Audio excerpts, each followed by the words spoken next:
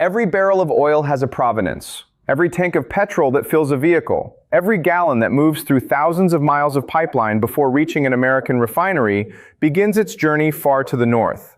It begins in Canada. For years, that fact sat quietly in the background, an unspoken structural reality that kept the continental economy functioning without ceremony or fanfare. Today, it is the central front in a high-stakes confrontation that has been building for months, and it has just reached an inflection point that neither Washington nor the global energy markets can afford to ignore. Canada is the single most consequential foreign supplier of crude oil to the United States. That is not a matter of convenience or diplomatic courtesy. It is a structural cornerstone of the American energy system. More than 4 million barrels of Canadian crude cross the border every single day, feeding the refineries that keep American industry operational and its vehicles moving. This flow represents the most critical bilateral energy relationship either country has with any nation on Earth, built on geography, infrastructure, and decades of integrated development. And yet, the rhetoric from the Trump administration has been persistently dismissive. The public line has been consistent. The United States has no meaningful need for what Canada produces. This morning, however, a formal demand was issued to the Canadian government that exposed the full contradiction at the heart of that position. The administration that publicly insists it needs nothing from Ottawa simultaneously demanded preferential and locked-in access to the very resources it claims to have no use for, on American terms and American terms alone. It was a stark attempt to leverage the structural importance of Canadian oil and turn a dependency into a diplomatic instrument. The refusal that followed, delivered by Prime Minister Mark Carney, did not simply register in Washington. It reverberated across energy ministries, pipeline operators, and commodities desks worldwide. The message was unambiguous.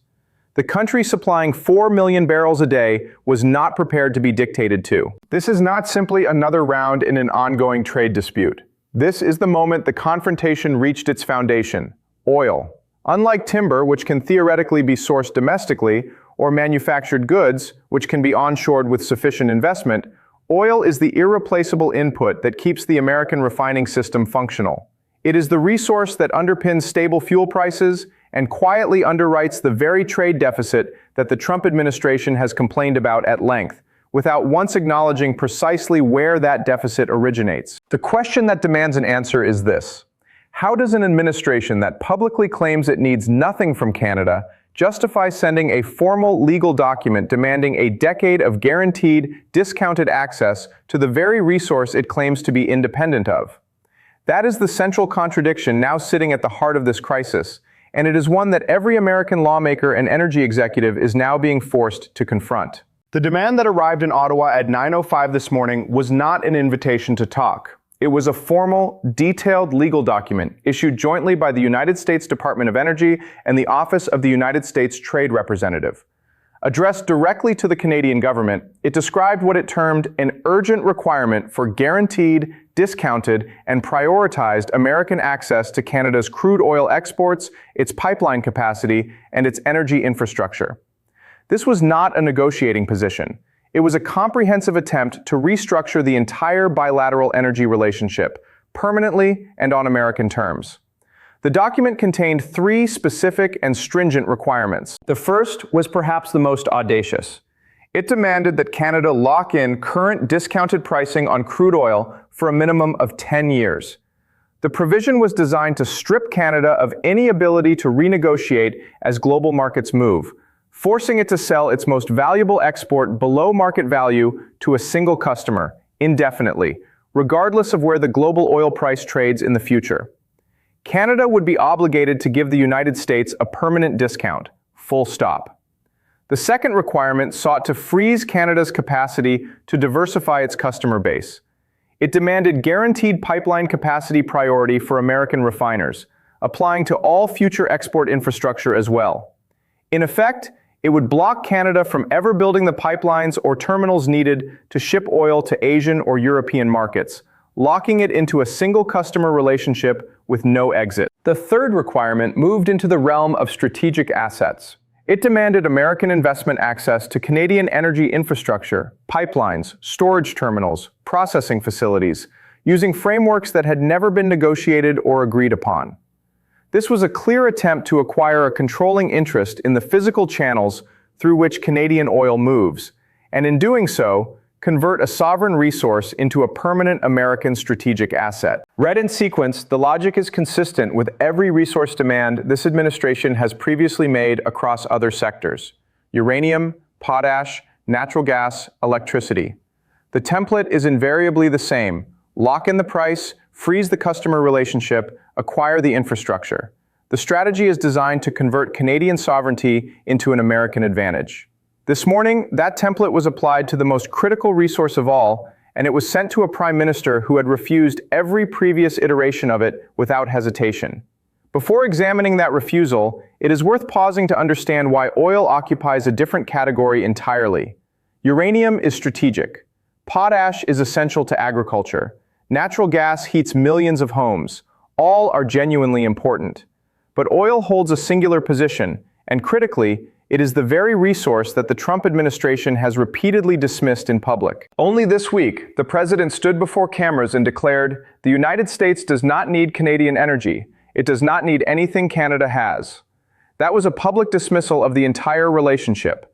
And yet, within the same week, his own administration dispatched a formal legal demand seeking locked-in, guaranteed, discounted access to exactly that energy for the next decade. This is not a minor inconsistency. It is a colossal bluff, and it has been exposed in real time by the administration's own paperwork. It reveals a fundamental disconnect between the domestic-facing public narrative and the private, operational reality of a refining sector that cannot function without Canadian crude. The contradiction that has run through 6 months of trade confrontation is now fully visible, and Canada had a clear and definitive answer ready. At 14:14 hours in Ottawa, Prime Minister Carney stepped before reporters to deliver Canada's formal response. He was flanked by the Minister of Energy and Natural Resources and the head of the Canada Energy Regulator. The presence of the regulator was a deliberate signal. What was about to be said was not a political soundbite, not a reaction to a perceived slight. It was a structural, regulatory, and sovereign decision that would define how Canadian energy infrastructure operates going forward. This was policy grounded in national interest, not political emotion. Carney began without pleasantries. Canada had received and thoroughly reviewed the joint demand from the Department of Energy and the trade representative. His answer was no. But he did not stop at refusal. He dismantled each of the 3 demands with the analytical precision that has defined his approach throughout this confrontation. On the first demand, a decade-long price discount, Carney was unequivocal. It would require Canada to permanently surrender its position in global energy markets, something no sovereign nation and no major producing country would ever accept. He then addressed the contradiction directly. "You cannot stand in front of cameras and declare that you don't need something," he said, and then send a legal document at dawn asking to lock that same thing in for 10 years. He noted plainly that Canadians had registered the contradiction, and so had the rest of the world. On the second demand, freezing pipeline capacity for American benefit, Carney explained it would permanently block the export diversification Canada has spent years developing, the very infrastructure designed to give Canadian oil access to Asian and European buyers. Canada has spent a decade building this optionality, he said. It will not trade that independence away to lock in a discount that the buyer himself claims he doesn't need. The third demand, seeking American investment access to Canadian pipelines and terminals, was dismissed as a repackaged version of the same infrastructure acquisition clause the administration had attempted to insert into previous trade frameworks. The answer, Carney confirmed, was identical to every prior answer. Canadian energy infrastructure is not available through trade pressure. It is a sovereign asset. Full stop. Carney then announced 3 immediate and concrete actions, not merely a response, but a strategic reorientation. First, a formal direction to the Canada Energy Regulator to begin a comprehensive review for expanded export licensing toward Asian and European markets. A direct and official move to reduce dependence on a single customer, the precise relationship the American demand had sought to freeze permanently. Second, confirmation that Canada has advanced negotiations with 2 Asian refining consortiums on long-term crude supply agreements. These talks had been underway for months, but were now being accelerated explicitly because the American demand for a locked discount had created the political conditions to move faster and more publicly. Third, the activation of Canada's energy sovereignty framework. Under this directive, any future pipeline or terminal investment proposal involving foreign capital will be assessed against a primary criterion: Canadian energy security and diversification interests, not the convenience of any single trading partner. The framework stated explicitly that Canadian energy serves Canadian interests first.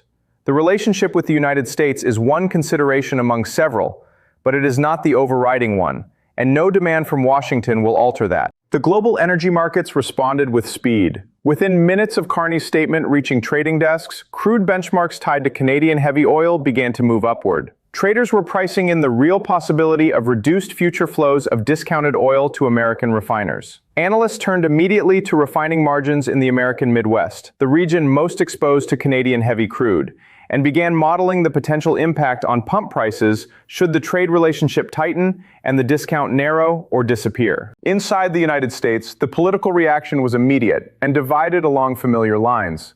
Senators from refining-dependent states received a fresh round of calls from anxious industry executives, men who had spent months managing the fallout from the broader trade war, and who now found themselves in the uncomfortable position of echoing Carney's own words back to their lawmakers. The contradiction Carney had named in Ottawa had become, by evening, the central concern in private congressional briefings in Washington. So, where does this leave us? Three scenarios present themselves. The first, the exposed contradiction becomes politically untenable quickly enough that the demand is quietly withdrawn within 30 days. Canada's regulatory review for expanded export licensing proceeds regardless. The diversification work was already underway, and the American demand simply provided public cover to accelerate the timeline. The second, a dangerous escalation.